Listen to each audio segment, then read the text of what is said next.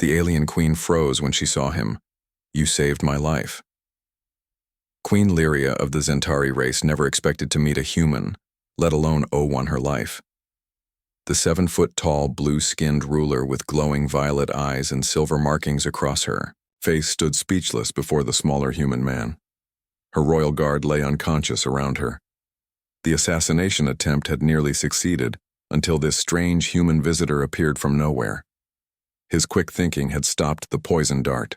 "Meant for her heart, I only did what anyone would do," he said, his voice soft compared to the deeper tones of her people. "My name is Jake." Lyria studied him with newfound interest. Human ships had only recently discovered the Zentari homeworld. The diplomatic meetings were still in early stages. No human had ever been allowed in the royal palace, yet here one stood having saved the most important life in the empire. "You will be rewarded, human Jake," she said, her translator device making her words understandable. "The Zentari do not forget such debts." Jake shifted uncomfortably under her intense gaze. He had not planned to be a hero today. He was just a repair technician who had taken a wrong turn while fixing an air recycling unit in the human embassy. His presence in the royal garden was a complete accident. The queen snapped her long fingers and more guards appeared. They looked at their fallen comrades with alarm. Their hands moved to their weapons until the queen raised her hand. "This human is under my protection," she declared. "He has prevented an attack on your queen. Take the fallen to medical and begin an investigation immediately." Jake watched as the tall blue aliens carried away their unconscious friends. He noticed, now that their skin had different patterns. Each Zentari had unique silver markings that swirled across their faces and arms like living tattoos. "You should not be here, human," the queen said. "Yet fate has brought you to the right place, at the right time. Perhaps the stars have plans for us both." Back at the human settlement base, Ambassador Kate Hill received an urgent message. "The Queen requests your presence, and someone called Jake Mason." Kate had never heard that name before, but records showed he was a maintenance worker who had accidentally boarded the wrong shuttle and ended up at the palace during a routine repair mission. Now he was being called a hero. This could change everything, Kate told her assistant Melody. "If the Queen favors a human, we might finally get those mining rights the Council wants." The human settlement had struggled since arriving. The planet had resources they desperately needed, but the Zentari had been reluctant to share. Until now, Jake looked uncomfortable. In his new formal attire as Kate briefed him, "Just be respectful, don't speak unless spoken to. And for goodness sake, don't mention their third eye, it's considered sacred." "Their what?" Jake asked, alarmed. "I didn't notice a third eye. It's usually closed," Kate explained. "Only opens during religious ceremonies or moments of extreme emotion. Staring at it is the worst insult possible in their culture."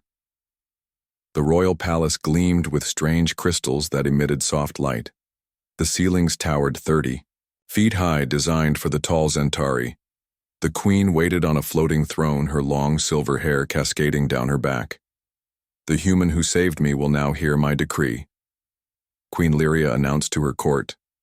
"From this day, Jake of Earth shall serve as my personal guardian. This honor has never been given to any non-Zentari." Gasps echoed through the chamber. Kate nearly fainted. This was unprecedented. "But your majesty," Jake started. "I'm just a repair tech." The queen raised one 6-fingered hand, silencing him. "You showed courage and quick reflexes, qualities my people respect. You will be taught our ways." Ambassador Hill. The queen continued, "Your people have earned goodwill today. The mining rights your council seeks will be granted with fair terms to be negotiated." Kate could hardly believe what she was hearing. Months of diplomatic talks had achieved nothing. Yet one accidental hero had accomplished everything in a single day. As the court dispersed, Jake found himself surrounded. By royal attendants, they measured him for traditional armor and began explaining his new duties. "The personal guardian stays within 20 paces of the queen at all times," a tall female Zentari named Esri explained. "You will learn our combat techniques, our customs, and our language. But I have a job, Jake protested. I need to fix the air recyclers at the embassy. Esri tilted her head in confusion. You have been given the highest honor possible for a non-royal. Your old life is over, human Jake realized he had no choice. The Queen had saved him from punishment for trespassing by making him her guardian. It was either accept this new role or potentially face imprisonment. Later that night, Jake stood on a balcony overlooking the alien city. It sparkled with lights that pulsed in rhythm like the city itself was breathing. He wondered how a simple repair job had led to this moment. Troubled thoughts? Human Jake. A familiar voice asked. The Queen had approached silently. Her tall figure was wrapped in simpler robes than before. Without her ceremonial armor, she looked almost vulnerable. I'm just not sure I'm qualified for this position, Your Majesty, Jake admitted. You acted when my own guards failed, she replied. That qualifies you more than years of training. Sometimes instinct matters more than preparation. As they talked, Jake learned that Queen Lyria had only recently taken the throne after her mother's death. Many of the noble houses opposed her progressive ideas, especially regarding humans. They see your kind as a threat, she explained. But I see opportunity. Our worlds could help each other if given the chance. Jake realized that saving her life had political implications he couldn't have imagined. The assassination attempt was likely from those who opposed her openness to humans. I'll do my best, Your Majesty, Jake promised, even if I have no idea what I'm doing. For the first time, he saw the Queen smile. It transformed her alien features, making her seem almost human despite her blue skin and towering height. That is all any of us can do, Jake of Earth, she said. Now get some rest. Tomorrow, your new life begins. The next morning, Jake woke to find 3 Zentari warriors standing at the foot of his bed. Their silver armor gleamed in the purple light that filtered through the crystal windows. The training begins now, human, the leader said. She introduced herself. As Vala, head of the Queen's combat instructors, we have much work to do. Jake had never been athletic. Even in school, he had avoided sports, preferring to tinker with machines. Now he faced alien warriors who expected him to become a royal guard. The training arena stood in the center of the palace grounds, its walls made of a strange metal that seemed to absorb sound. Vala handed Jake a staff made of lightweight material. This is a Zenklar, she explained. The traditional weapon of the royal. Guard it channels energy from the wielder. Show me how you hold it. Jake awkwardly gripped the staff. Vala immediately corrected his stance, moving his hands to different positions. The staff suddenly hummed with energy. Every Zentari warrior bonds with their Zenklar, Vala continued. It becomes an extension of themselves. For a human, this will be difficult but not impossible. Hours passed as Jake struggled with basic forms. His muscles ached in ways he hadn't experienced before. The gravity on the Zentari world was slightly stronger than Earth, making every movement more demanding. Meanwhile, Ambassador Kate met with the royal advisor Tazra to discuss the mining agreement. The tall, slender Zentari set out terms that were surprisingly favorable. The Queen has taken a personal interest in these negotiations, Tazra explained. She believes our peoples have much to offer each other. We're grateful, Kate replied carefully, but I must ask why the sudden change the Council has requested mining rights for months with little progress. Tazra's silver face markings shifted slightly, expressing what Kate had learned was amusement. You humans focus so much on politics and economics. You miss the simpler truth. Sometimes change comes from unexpected places. Your repair technician saved our Queen. That means more to us than any diplomatic talk. Back in the training arena, Jake collapsed after his 5th attempt at the defensive stance. Vala looked down at him with her violet eyes narrowed. Perhaps humans are too weak for this honor, she suggested. Something in her tone sparked Jake's determination. He pushed himself up, ignoring the pain in his muscles. Show me again, he said. Vala demonstrated the move once more. Jake watched carefully, noticing how her weight shifted. He mimicked her stance and this time completed the movement correctly. Better. Vala admitted. Perhaps there is hope for you, human. By evening, Jake could barely walk to his quarters. His new room in the palace was spacious, with furniture designed for Zentari that made everything awkwardly large.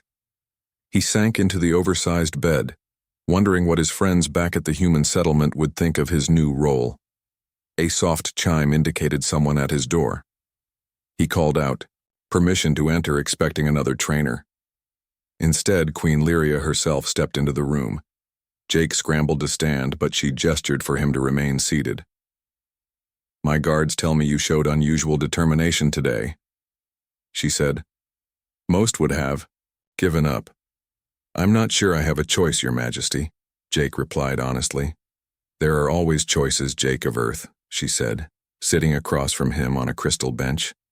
I could release you from this duty. Jake considered this for a moment. The thought of returning to his simple life fixing machines seemed appealing, yet something held him back. Your enemies tried to kill you once, he said. They'll try again. If I can help protect you, I want to stay. The Queen studied him with those penetrating, violet eyes. You are unusual for a human. Most of your kind I have met focus only on what they can gain from my world. I'm nothing special, Jake insisted. Just a repair tech who took a wrong turn. Perhaps, she said. Or perhaps the universe guides us to where we need to be. The next day, Jake met Sharon Flynn, the human settlement's chief scientist. She had been granted unprecedented access to Zentari technology as part of the new agreement. You've become quite the celebrity, Jake, Sharon told him as they walked through the Science Academy, the first human to become part of the royal household. We've been trying to study their energy technology for months. Now they're sharing everything. Jake saw rooms filled with strange devices. Zentari. Scientists worked alongside the few human researchers explaining concepts through translator devices. Their energy crystals could solve Earth's power problems, Sharon explained excitedly. And our agricultural techniques might help with their food shortages. We both have pieces of the puzzle. As weeks passed, Jake's training intensified. He learned to use not just the staff, but Zentari energy shields that could stop projectiles and even energy weapons. The shields required mental focus, something Jake struggled with until Esri suggested he think of it like fixing a particularly complex machine. Your mind must connect with the technology, she explained, just as you would sense a broken part in your machines. This approach worked to everyone's. Surprised Jake mastered the shields faster than any other skill. His ability to sense and direct energy flow impressed even Vala each night. Queen Lyria would visit asking about his progress. Their conversations grew longer. She was curious about Earth and human customs. Jake found himself describing everything from holidays to food to music. Your world sounds chaotic, she observed. So many different cultures and beliefs. That's what makes it interesting, Jake replied. The differences bring new ideas.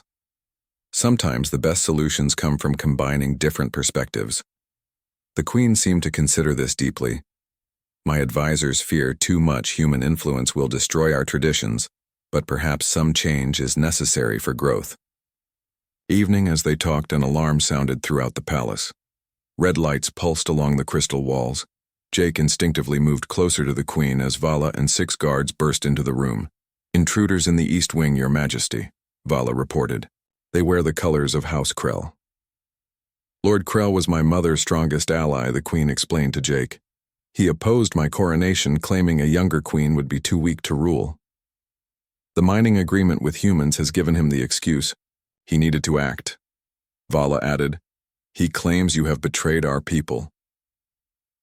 The Queen stood tall, her third eye partially opening to reveal a glowing silver orb. Jake averted his gaze, remembering Kate's warning. We will face them, Queen Lyria declared. It is time to show House Krell that new alliances bring strength, not weakness. Guards surrounded the Queen as they moved through the palace corridors. Jake stayed close, his hand gripping the energy shield control at his wrist. He had been training for weeks, but never expected to face real combat so soon. They entered the great hall to find Lord Krell and 20 warriors in green armor. The tall aristocrat had deep blue skin with jagged silver markings. that looked like lightning across his face. "Queen Lyria," he called out, his voice booming in the crystal chamber. "You dishonor the Zentari by giving our secrets to these humans. They are primitive creatures unworthy of our knowledge." "The alliance benefits both our peoples," the Queen replied calmly. "The humans have already helped improve our crop yields. Their medical knowledge will save Zentari lives. And what of our traditions?" Lord Krell demanded. "Will you throw those away too? You even have a human as your guardian, a position sacred to our history." Jake felt the stares of everyone in the room. He stood straighter, trying to appear confident despite his fear. "This human saved my life when your assassins failed," Queen Lyria said. Her words caused gasps throughout the hall. "Yes, Lord Krell. I know it was your house that sent the poisoned dart. The evidence has been gathered." Lord Krell's face darkened. "Lies, your human pet has turned you against your own kind." The royal investigators found proof. Vala stepped forward. "The poison was created in your house laboratory." The assassin confessed, before taking his own life. For a moment, tension filled the air. Jake thought Lord Krell might order an attack. But instead, the nobleman simply bowed stiffly. "I demand trial by ancient right," he declared. "My champion against yours. If I win, you will. End this human alliance. If you win, I will accept your rule without question." The Queen considered this. The ancient rights have not been invoked for 7 generations, but they remain law. I accept your challenge. Jake watched as a circular area in the center of the hall began to glow. Royal attendants cleared the space as Zentari from all houses gathered to witness the trial. "Who will be your champion?" "Queen Lyria," Lord Krell asked, a smirk on his face. Without hesitation, she turned to Jake. "The human who saved me will represent the throne." Jake felt his blood turn cold. "Your Majesty, I've barely begun training." "Sometimes instinct matters more than preparation," she reminded him, echoing their earlier conversation. "I trust you, Jake. Of Earth." Lord Krell laughed. "A human against Draz, the greatest warrior in my house. This will be over quickly." A massive Zentari stepped forward. He stood nearly 8 feet tall with muscles that made him look twice as wide as the others. His silver markings were so dense they almost looked like armor themselves. Vala pulled Jake aside. "Draz relies on strength, not speed. Use the shield techniques we practiced. Target his legs to throw him off balance." Jake nodded, trying to remember everything from his training. He activated his energy shield, feeling the familiar hum as it formed an invisible barrier around his arm. The 2 combatants entered the circle. Draz carried a massive Zenklar staff that glowed green with energy. Jake held only his shield, the weapon he had shown the most skill with. "Begin," Lord Krell commanded. Draz lunged forward with surprising speed for his size. His staff struck Jake's shield, sending painful vibrations up his arm. The force pushed Jake back several steps. "Is this the best the Queen could find?" Draz taunted, swinging again. Jake ducked under the next blow, remembering Vala's lessons about using his smaller size as an advantage. The giant Zentari had power, but lacked agility. As the fight continued, Jake remained defensive, searching for weaknesses. He noticed Draz favored his right side, always turning to keep that side forward. After blocking another powerful strike, Jake spun to Draz's left. The warrior turned awkwardly, giving Jake the opening he needed. Focused his energy into the shield and pushed it forward into Draz's left knee. The Zentari warrior stumbled. Jake pressed his advantage, driving his shield into the same spot. The giant fell to one knee but swung his staff, catching Jake in the ribs. The pain was immediate and intense. Jake felt something crack. Breathing became difficult, but Jake forced himself to stay focused. Draz rose again, his face contorted with rage. He charged forward, staff held high in that moment. Jake remembered something. Esri had taught him about Zentari energy fields. He dropped to the ground and focused all his energy into the shield, creating a barrier above him. As Draz's staff struck it, Jake redirected the energy back toward the attacker. The feedback sent Draz stumbling backward. Jake pushed himself up, ignoring the pain in his ribs. He ran forward and slammed his shield into Draz's chest. The giant Zentari fell onto his back outside the circle. The hall fell silent. Then Queen Lyria spoke. "The challenge is complete. My champion is victorious. By ancient law, Lord Krell must now honor his oath." Lord Krell's face showed disbelief, but he bowed stiffly. "As promised, I accept your rule and your alliance with the humans." Medical attendants rushed to Jake. He could barely stand now that adrenaline was fading. They helped him to a healing chamber where Sharon Flynn, the human scientist, waited. "You've got 3 cracked ribs," she told him after scanning his chest. "The Zentari healers want to use their methods. Is that okay?" Jake nodded, too tired to speak. He watched as blue crystal devices were placed around his torso. A warm sensation spread through his body, numbing the pain queen. Lyria entered the chamber, dismissing the attendants. She sat beside his healing bed, her expression unreadable. "You continue to surprise me, Jake of Earth," she said. "No human has ever won a Zentari combat trial." "I got lucky," Jake mumbled through the healing sedation. "He underestimated me." "Perhaps," she agreed, "but you showed courage and adaptability, qualities my people respect. You have earned their acceptance today, not just as my guardian, but as yourself." As Jake drifted into healing sleep, he realized how much had changed in just a few weeks. His simple, life-repairing machine seemed like a distant memory. Now he stood between 2 worlds, helping to bridge the gap between them. The defeat of Lord Krell's champion changed everything. The other houses quickly pledged support to the Queen. The human alliance moved forward with unprecedented speed. Ambassador Kate found herself welcomed into meetings that had previously been closed to outsiders. Human scientists worked alongside Zentari researchers, creating new technologies that benefited both species. Jake recovered quickly thanks to the advanced Zentari healing methods. His new status as the Queen's champion brought respect from even the most traditional Zentari. Now when he walked through the palace, guards would bow slightly, a sign of warrior acknowledgement. "They're calling you the Shield of the Queen," Esri told him during training. "Songs are already being composed about your victory." Jake felt embarrassed by the attention. "I just did what I had to do. That is what heroes always say," Esri replied with a rare smile. 3 months passed. Jake's training continued, but now included diplomatic lessons as well. He accompanied Queen Lyria to meetings with other alien species who had trade relationships with the Zentari. The Queen valued his perspective, often asking for his thoughts after such encounters. "You see things differently," she explained. "Where my advisors focus on tradition and protocol, you notice the practical details." One evening, Jake joined a gathering at the human settlement Kate had organized, a cultural exchange showcasing Earth music and food. For many Zentari, it was their first visit to the human base. Jake watched with amusement as Zentari nobles cautiously sampled pizza and ice cream.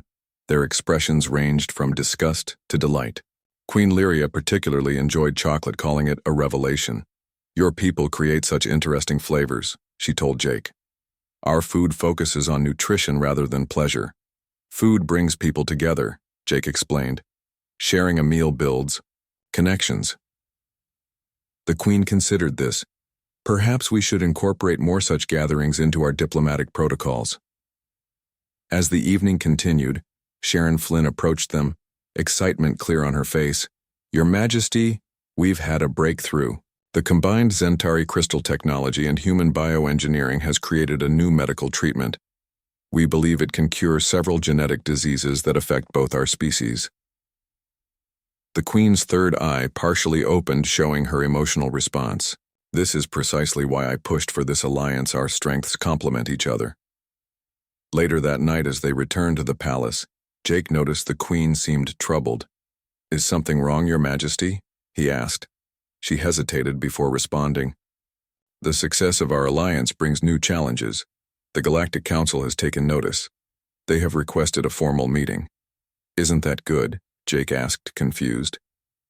"The Council governs relationships between spacefaring species," she explained. "They are dominated by the Vorn and Tellurian species who have been in power for centuries.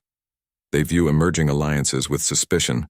particularly those involving younger species like humans. Jake realized the implications. They're worried about the balance of power. Precisely, the Queen said. If our alliance succeeds, others might follow. Our combined technologies could eventually challenge their dominance.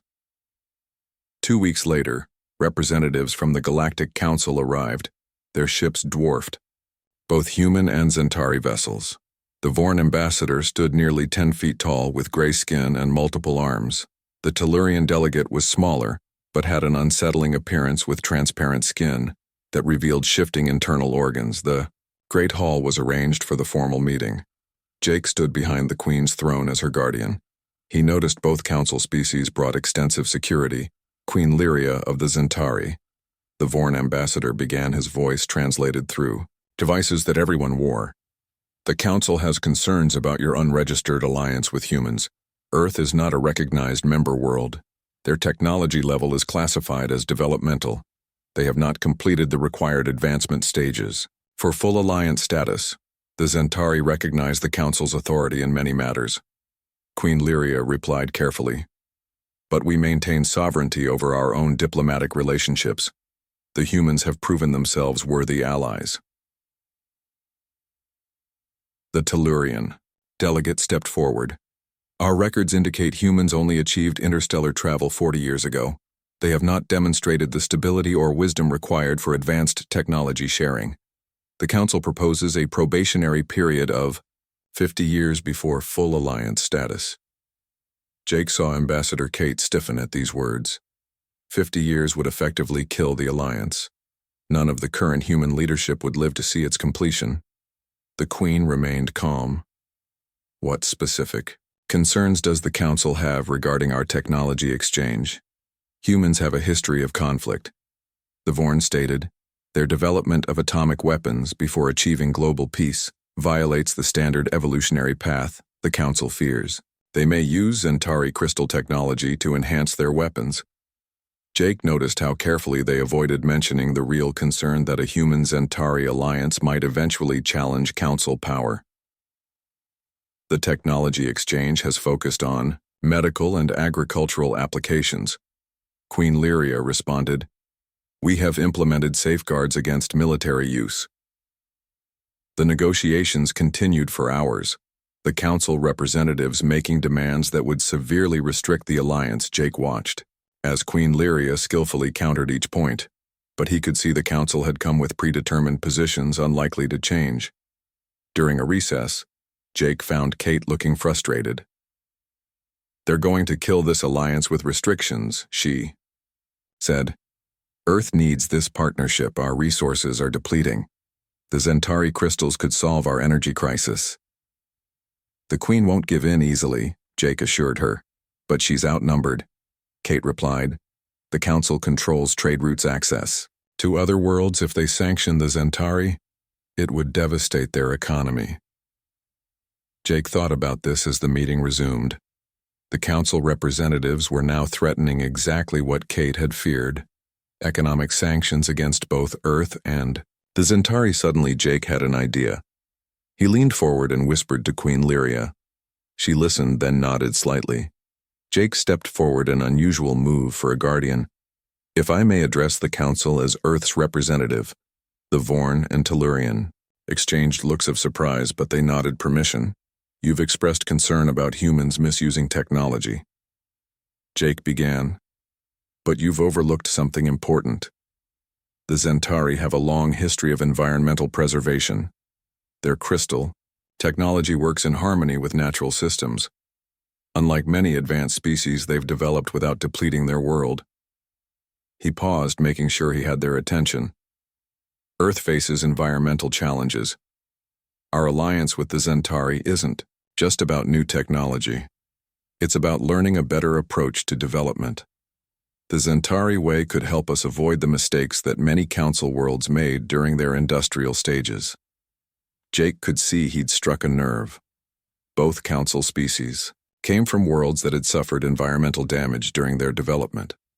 We propose modifying the alliance. Jake continued. The Zentari will oversee all technology implementation on Earth. with regular reports to the Council. Earth accepts. Probationary status but with a 10-year review, not 50. This gives us a chance to demonstrate responsible use. The Council representatives withdrew to discuss this proposal. When they returned, the Vorn spoke. The Council accepts your compromise. With conditions, regular inspections will be conducted and all military applications are forbidden. Queen Lyria inclined her head. We accept these terms. After the Council representatives departed, Kate hugged Jake impulsively. That was brilliant. They were about to shut us down completely. I just remembered something the Queen told me about Zentari history. Jake explained. How they developed technology that worked with nature instead of exploiting it. I figured that might appeal to species who didn't do the same. The Queen approached them, her expression warm. You understood what they truly feared and gave them a solution that addressed it while preserving our alliance. Few of my advisors could have done better. I'm still just making this up as I go, Your Majesty, Jake admitted. Perhaps that is your strength, she replied. You see with fresh eyes unbound by traditional thinking. That night a celebration was held in the palace gardens. Humans and Zentari mingled freely, sharing food, music, and stories. Jake watched from a quiet corner, amazed at how much had changed. Queen Lyria found him there. You appear lost in thought, Guardian. Just thinking about how I ended up here, Jake replied. A wrong turn changed everything. For both our peoples. She agreed. The ancient texts speak of destiny, though I never gave them much thought until now. As music played across the garden, Jake realized he no longer missed his old life. This new path between worlds, challenging as it was, felt right somehow. 1 year after Jake's accidental arrival at the palace, the first official Zentari embassy opened on Earth. Human and alien diplomats gathered for the ceremony. Jake stood beside Queen Lyria as she cut the crystal ribbon. The building itself was a marvel combining Zentari crystal technology with human architectural styles. This structure represents our shared future, the Queen declared, built together standing as a symbol of what different species can accomplish in harmony. News reports from Earth showed excited crowds outside the embassy. Humans gathered hoping to glimpse the alien visitors. For most, it was their first time seeing a Zentari in person. They look so small from here, Queen Lyria commented, watching the humans on the monitor yet capable of so much. The embassy opening coincided with the first shipments of Zentari crystal technology to Earth. Sharon Flynn had developed a simplified version that could power entire cities using minimal resources. The impact was immediate energy prices dropped. Pollution levels decreased. Nations that had resisted the alliance now sought involvement. Jake had changed too. Gone was the awkward repair technician. In his place stood a confident diplomat equally comfortable in both worlds. His combat training continued but focused more on ceremonial duties than practical fighting. The assassination attempts had stopped since Lord Krell's defeat. The Council representatives arrived tomorrow. Kate reminded them during the post-ceremony dinner they want to inspect the technology implementation. Everything is ready, Sharon assured her. The conversion plants follow all guidelines. We've documented every crystal from extraction to installation. Jake noticed Queen Lyria seemed distracted. Is something wrong, Your Majesty? I received troubling news this morning, she replied quietly. Lord Krell has disappeared. His house claims no knowledge of his whereabouts. Could he have left the planet? Jake asked. Concerned, and the orbital security network would have detected any departure. The Queen said, I fear he may be planning something. We should increase security. The next day, Council inspectors toured the crystal energy facilities on Earth. Their questions were thorough, but Fair Jake accompanied them, acting as a liaison between the inspectors and human engineers. Your implementation exceeds guidelines, the Vorn inspector admitted, seeming surprised. The efficiency ratings are impressive. The humans have made improvements. To the original designs, Jake explained. They found ways to increase energy output while maintaining safety parameters. Interesting, the Tellurian inspector noted. Most probationary species simply copy technologies. This suggests humans may indeed be suitable partners.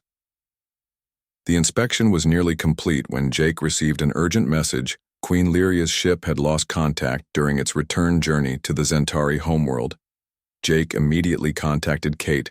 The Queen's ship is missing. How? Is that possible? Kate asked, alarmed. The route between Earth and Zentari is well established. Something's wrong. Jake insisted. We need to find her. The council representatives offered their assistance. Our vessels have advanced scanning capabilities. We can search the transit corridor. Jake joined the search mission aboard the council flagship. The massive ship moved quickly through space, its sensors reaching far beyond what human or Zentari technology could manage. We've detected debris, the foreign captain announced after several hours. Consistent with a Zentari royal vessel, Jake felt his heart sink. Any signs of survivors? Scanning, the captain replied. We're picking up a faint energy signature similar to Zentari life signs, but it's not in the debris field. It's coming from that nearby asteroid. The asteroid was actually a small moon orbiting a gas giant, its surface barren and cratered. Sensors showed an artificial structure hidden beneath the surface. It appears to be a mining facility. The captain explained.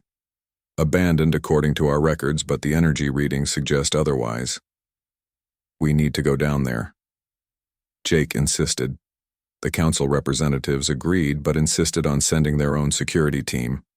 Jake joined, them wearing a modified spacesuit designed for human physiology. The team descended to the asteroid in a shuttle. The facility entrance was concealed inside a crater. Jake recognized Zentari design elements mixed with cruder construction. This wasn't built by the council or Zentari, he observed. It looks like independent work. Inside they found evidence of recent occupation, living quarters, storage areas, and a central control room, all empty, but showing signs of hasty departure over here. One of the security team called out. They had found a sealed door. Heavy locks suggested something valuable or dangerous inside. The team bypassed the security, revealing a detention cell. Inside, Queen Lyria sat in meditation. Her royal robes were torn, her normally immaculate appearance disheveled. She opened her eyes as they entered. Recognition followed by relief crossing her face. Jake, she said simply. Jake rushed to her side, helping her stand. What happened? Are you injured? Lord Krell, she explained. He attacked my ship during the return journey. His mercenaries disabled our engines and brought me here.